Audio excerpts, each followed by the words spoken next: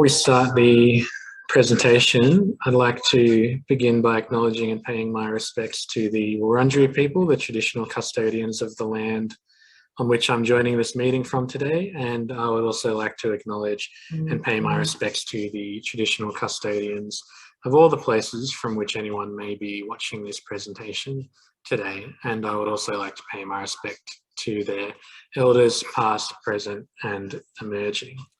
So this presentation is part of Farmwall's series of events which are running as part of Biodiversity Month in September. And we're doing these talks which are available on our ecosystem network and also publicly available. This talk is just about what is biodiversity. So in short, biodiversity means a variety of plant and animal life. If something is biodiverse or an environment is biodiverse, that means there is a diverse range of biology or plants and animals. And the more there is, the better. So really, really good biodiversity or a high level of biodiversity is what you want. And as always, in many things, there is strength in diversity. So if you have lots and lots of different kinds of animals, lots and lots of different plants with a wide range of genetic species and ecosystem diversity, then everything's looking pretty good. And there are those three levels of biodiversity. There's genetic biodiversity, species biodiversity, and ecosystem biodiversity.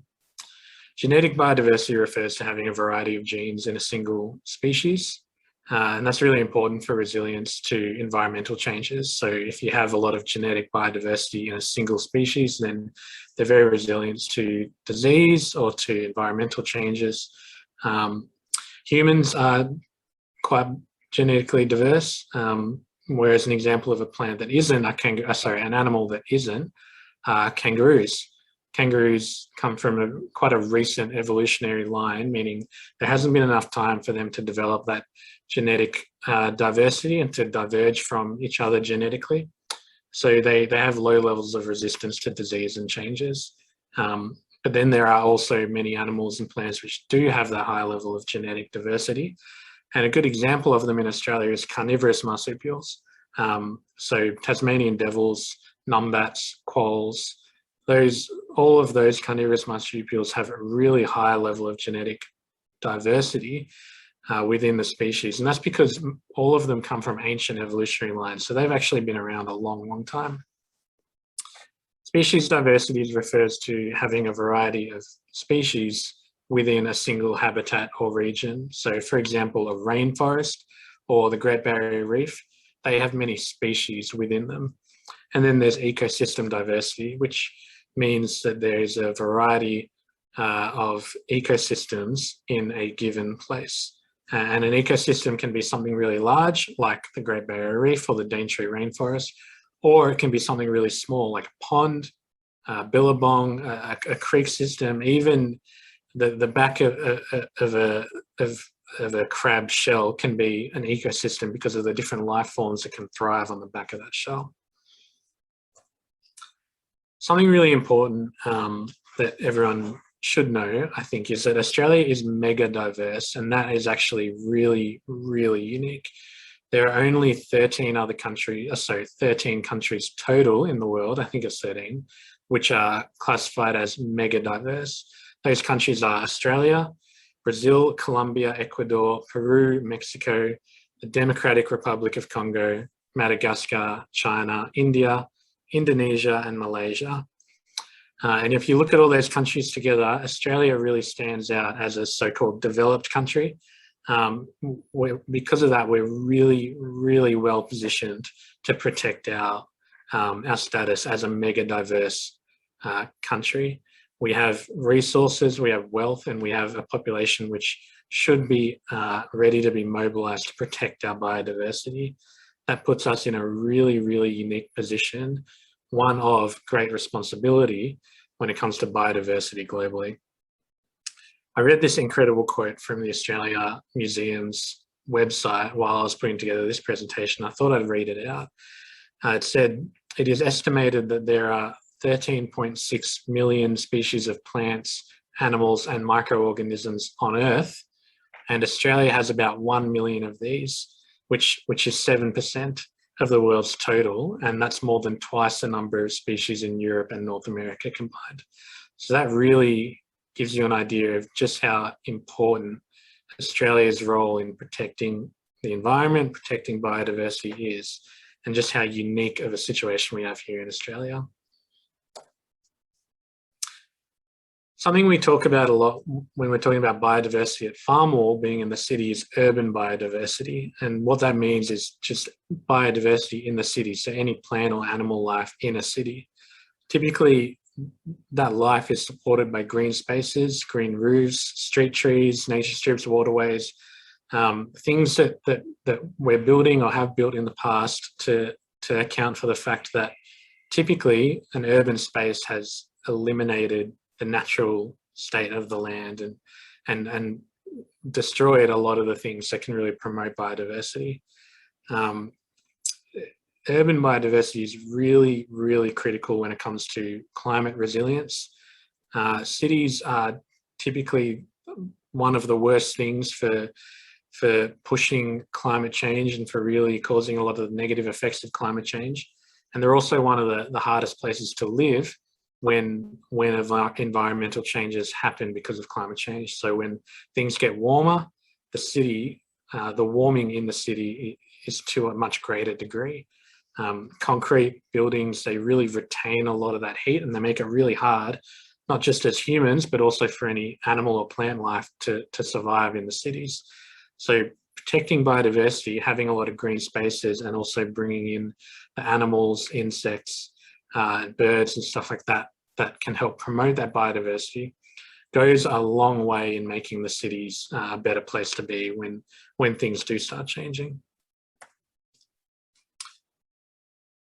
Melbourne is really well positioned to protect our biodiversity. As a city, we are actually one of the most biodiverse cities in the world. We have 1,864 Indigenous plant species in the greater Melbourne area, and 520 Indigenous fauna species, so the animals.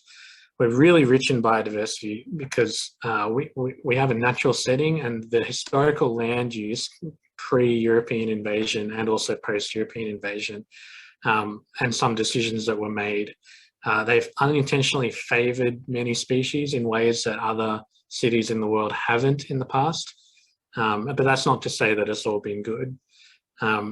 We also have one of the highest percentage of urban green spaces in the world. This is really, really good for biodiversity. But there are new pressures.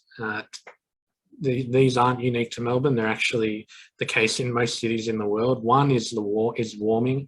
As the temperature increases slightly by a percentage of a degree or a degree over time because of global warming, cities become much, much hotter. And there's this thing called the urban heat island effect, which is basically how the city and all of its concrete and buildings retain heat in summer.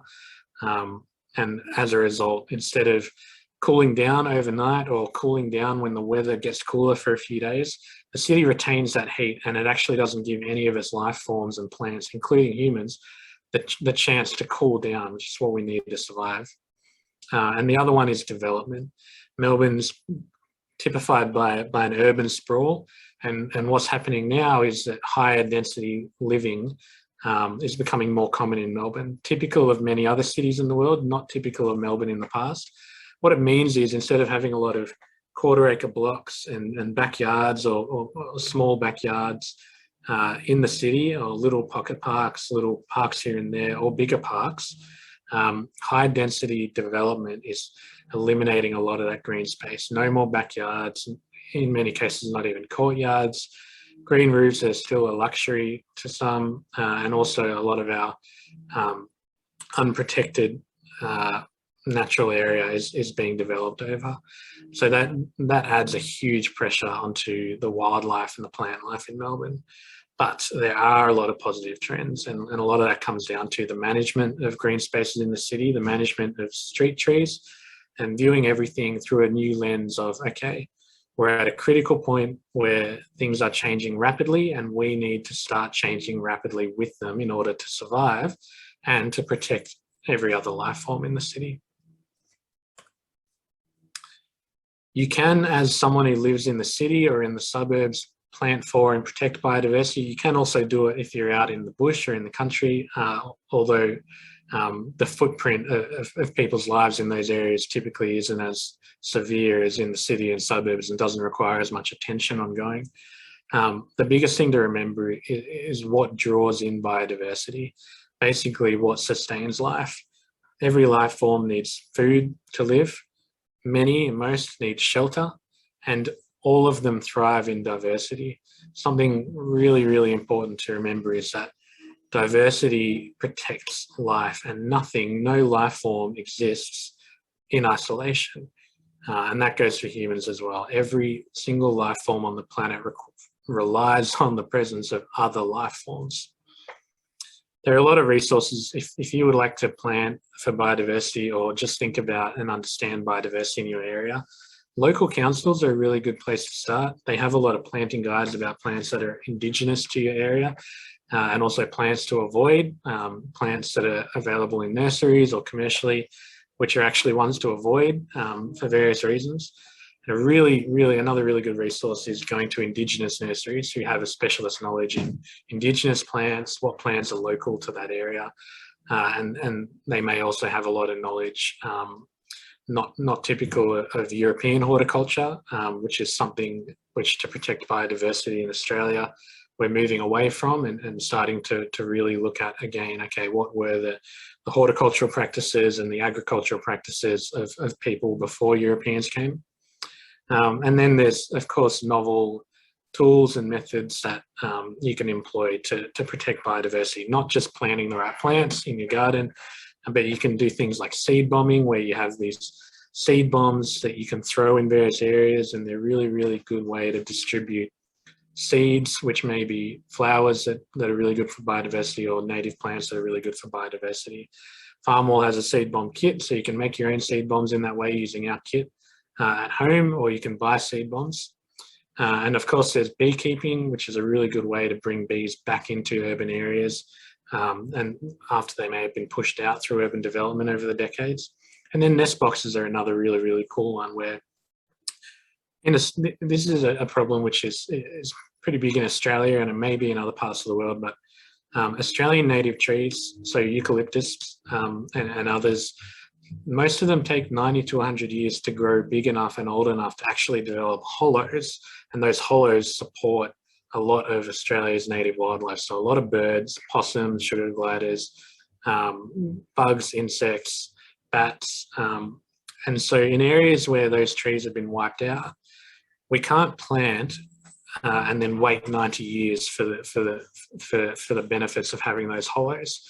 So to account for that, we can plant trees, and when they're young, we can put nest boxes on them, which are basically just boxes with holes in them, a single hole or multiple holes that sit on the tree. And then that wildlife, which looks for hollows in the trees, can go and live in those nest boxes. And these are tools which are really widely employed in local councils in Melbourne. So next time, if you're out in the park in Melbourne or in another Australian city, just look around, look up at the trees, maybe the middle story, and you'll probably see a lot of these nest boxes. So some biodiversity favourites in Melbourne. This one is my personal favourite. It's blue banded bee. They're an endangered, sorry, not endangered. They're a native bee species, native to Australia. They're unique because they have that blue abdomen. You can see those blue stripes on the back. And it's quite a distinct colour. You can actually notice them. You don't have to get up close to see it. They're spread throughout Australia on the eastern coast and also in Tasmania. One of the reasons they're really important is there are some plants that are only pollinated by bees like the blue banded bee. They're not pollinated like typical honeybees do, where they get pollen and they attach it to themselves and they take it to the hive, and in the process they're spreading pollen between male and female flowers. Some flowers require buzz pollination, and this is what blue banded bees do. They basically attach themselves to the flower and they shake really, really rapidly, like a vibration, and it's like they're head banging. There's the matted flax lily, which is one that's come up a lot in the past in previous regeneration programs. The picture on the right of the presentation is a matted flax lily flower. This is a plant that was critically endangered. It's now endangered in Australia, and there are sparse populations throughout Greater Melbourne, quite close to the city. One of the reasons that it's been almost wiped out is because with urban development, blue-banded bees were pushed out and they lost their single pollinator, which is a blue-banded bee. So there have been some campaigns in the past to plant flowers which attract blue-banded bees. So a lot of blue flowers, lavender and stuff like that, but also to plant matted flax lily populations where they know there are blue-banded bee populations. Blue-banded bees only travel a max of 300 meters from where they live, which is in little burrows in the ground. So knowing where they are and then planting an endangered plant like the flax lily in that area is a really good way to bring it back. There have been some popular campaigns in the past, and one that I really loved was that a lot of local rock musicians in Melbourne really got around this because they saw the blue-banded bee as the head-banging bee, like you're head-banging to rock and roll. And so the Friends of the Merry Creek partnered with some big-name local artists and promoted a lot of these replanting efforts and crowdfunded some efforts, which went really, really well. Another one which a lot of people in Melbourne would know is the fruit bat. They're a really big one for spreading seeds. Nowadays, that typically means fruit seeds of fruits that aren't native to Melbourne. So a lot of the fruit trees that people grow in their backyards in the north and east of Melbourne, like lemon trees and orange trees and apple trees and stuff like that. But they do also spread a lot of the seeds of the fruit of native plants.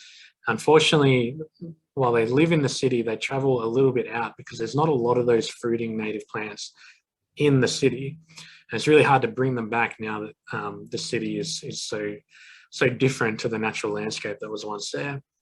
But there are some campaigns that help bring them back. And the city of Melbourne is doing a lot to protect them as a species, knowing that they are, one, quite fragile as a species, and two, really important for biodiversity in Melbourne. They're also just really cute. Some people hate them. I really love them. This one, I'll just say parrots. There's a lot of really beautiful parrots around Australia, and a lot of them do really well near the cities and in the suburbs. The rainbow lorikeet is a big one, and that's the one on the left. It's, in my opinion, the most beautiful bird in Australia. There's also parakeets, like the one in the middle, and then, of course, cockatoos and green rosellas. A lot of people don't like them. They see them as pests, but again, they're big seed spreaders, and there are a lot of plants which have seeds that are protected in really hard capsules, and the only animal that can break those open are the parrots because of those really sharp beaks. So it's really important to protect them and to preserve their presence in the city and in the suburbs. This is an eastern water dragon. This is a photo I took just a few weeks ago, actually, down on the Yarra River in Abbotsford. Eastern water dragons are like most lizards. They eat a lot of fruit and they'll steal anyone's lunch if they can, which is what the lizards down here where I took this photo do. People throw them little tomato from their salads and stuff like that. But they also eat a lot of bugs and they carry a lot of bacteria and a lot of really good natural life forms. They do really well in cities, and in fact the eastern water dragon is really prominent in the very middle of Brisbane, and there's an overpopulation of them in the parks in Brisbane, and they're everywhere, and they're really not hard to spot, and they're actually quite tame as well. They'll actually walk right up to you looking for food because people feed them. In Melbourne they're not as prominent, but if you walk along the Yarra in the city, you're very likely to see them, especially in summer, along with a lot of other lizards like blue tongues and snakes, tiger snakes and brown snakes and stuff like that. These are some of the biodiversity that has visited us at Farmwall. On the left is just a little eastern skink that made its way into the office at the start of the year. That's Geert from Farmwall with the little skink. In the middle is a picture of an eastern long-necked turtle. I didn't get a good chance to get a great photo of him from the front because he was really shy naturally. that turtle actually made its way into the warehouse where our office is positioned. I'm not exactly sure why. Geert theorized that perhaps they're attracted by the sound of running water in the hydroponic systems. But either way, we had to relocate him. So I put him in a bag and tucked him into my backpack so he'd be comfortable, and then quickly rode him down to the Darabin Creek next door and put him in a billabong where there's other eastern longneck turtles. That's a picture of him after I popped him back in. He was quite shy and reluctant to get in, but after I took this photo, I gave him a little nudge and he waded away. And then just last week, this common froglet on the right came into the warehouse as well. Again, probably attracted by the sound of running water. They're a really, really common frog. If you hear or see a frog in Victoria, there's a really good chance it's a common froglet. They're really, really small, like about that big, but they're super cute. And frogs are a really, really important biomarker, meaning that their position in the food chain and in ecosystems means that their presence is a really, really good indication of the health of an ecosystem. Frogs need good water. They struggle in polluted water. They also need particular foods, and they are also food for a lot of species like snakes, birds, and lizards. The presence of a frog population, a healthy population, and one that is quite loud, is a really, really good indicator of a healthy ecosystem, so typically a healthy wetland. And luckily, that's what we have next door at the Darabin Creek. So just like the turtle, this time I didn't ride him down. I just put him in my hands and walked him over to the wetlands there. The Melbourne Urban Biodiversity visual is just something I thought I'd put in here because it's a really, really cool interactive tool which came as a result of a collaboration between the City of Melbourne, local researchers, and a few local companies, as well as volunteer groups. It basically documents the insect biodiversity in Melbourne in a unique way. They surveyed 15 different green spaces, a few of them quite large, such as Royal Park, and a few of them very, very small, like small pocket parks, basically to survey all of the insect life in those areas. What they found was 560 insect species across 15 sites. So next time you're in the city and you see a fly or a bee or an insect, and it's probably going to be one that you've seen a million times before, it's one of 560 insect species, and that's just at those 15 sites in inner city Melbourne. And even though they're small, they're actually really, really, really vital component of many ecosystems, and they're thriving in the city, which is a really, really good sign. So if you go to the Urban Biodiversity visual, you can use the link in that slide, although I know you can't copy it, but you can also Google Melbourne Biodiversity visual and you'll find it. You can see that research represented graphically. It's really, really cool. And they also, as well as surveying insects, they looked at butterflies as well. That's the end of the presentation. This photo is just of Melbourne, and it shows one of the big parks in the city. That's Alexandra Gardens. They support a lot of the wildlife that I've spoken about in this presentation. So thank you for watching. And if you're really excited about biodiversity and you want to help out promote biodiversity in your area, whether you're in Melbourne or another area of Australia, there are a lot of different ways you can do it. One of the ways is to use the Farmwall seed bomb kit to make your own seed bombs, and you can find that on farmwall.com. But of course, there's many other resources. You can go to Indigenous nurseries or to your local council website and get started with helping out. So thanks for watching, and see you later.